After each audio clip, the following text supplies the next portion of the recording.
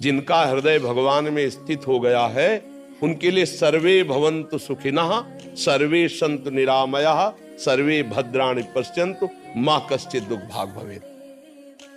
पशु पक्षी जड़ चैतन्य कोई भी हो, सबका आशीर्वाद, सबका मंगल, सबको सुखी, ये हमारे आचार्यों में, हमारे महापुरुषों में, हमारे संतों में पाया गया है। भारत हो या नेपाल हो या अन्य देश हो, सर्वत्र मेरे प्रभु का ही लीला विलास चल रहा है। सब रूपों में जड़ चैतन्य में मेरे प्रभु ही प्रकाशित है। ये हम जान जाएं और उसी प्रभु में आसक्त हो जाए तो सातरत सातरत सा लोकांतरित, वो स्वयं तर जाता है, स्वयं तर जाता है और लोकों को तार देता है। अगर बहुत सूक्ष्मता से विचार पूर्वक देखो तो 3 गुण है, कोई रोक नहीं सकता, किसी की ताकत नहीं।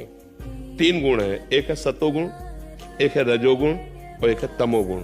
3 गुणों के द्वारा माया की ये रचना हुई है। तो कहीं तो यज्ञ होता नजर आएगा, तो कहीं गड़ासा चलता नजर आएगा, कहीं ब्याह होता नजर आएगा, तो कहीं शोक सभा लगी होगी, मुर्दा तैयार किया जा रहा होगा फूंकने के लिए, कहीं जन्म हो रहा है तो कहीं कोई घटना हो रही है, कहीं हर्ष है तो कहीं शोक है। ये 3 गुणों की लीला का परिवर्तन आज तक कोई नहीं कर पाया, आगे भी नहीं कर पाएगा। पक्का ये बात समझ लीजिए, ये त्रिगुणात्मिका माया है, इसमें ये होता ही रहेगा।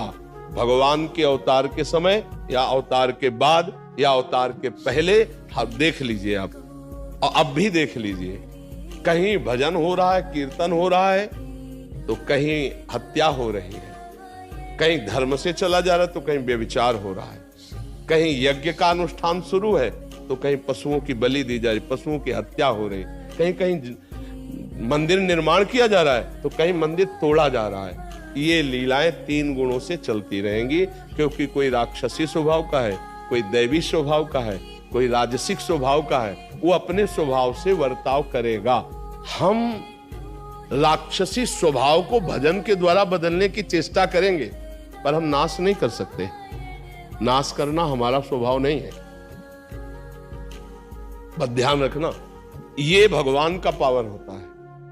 यदा यदा धर्मस्य ग्लानिर्भवति भारत अभ्युत्थानम अधर्मस्य तदात्मानं सृजाम्यहम् परित्राणाय साधूनां विनाशाय च दुष्कृताम्। अपने लोग क्या करते हैं? दुष्कृति करने वाले स्वभाव को भजन से बदलने की चेष्टा करते हैं।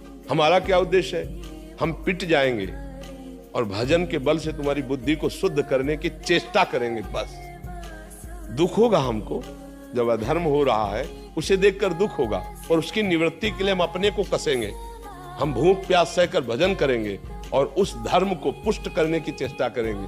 लेकिन जो अधर्म कर रहे हैं हम उनको नष्ट नहीं कर सकते, क्योंकि ये हमारी सामर्थ्य के बाहर की बात है।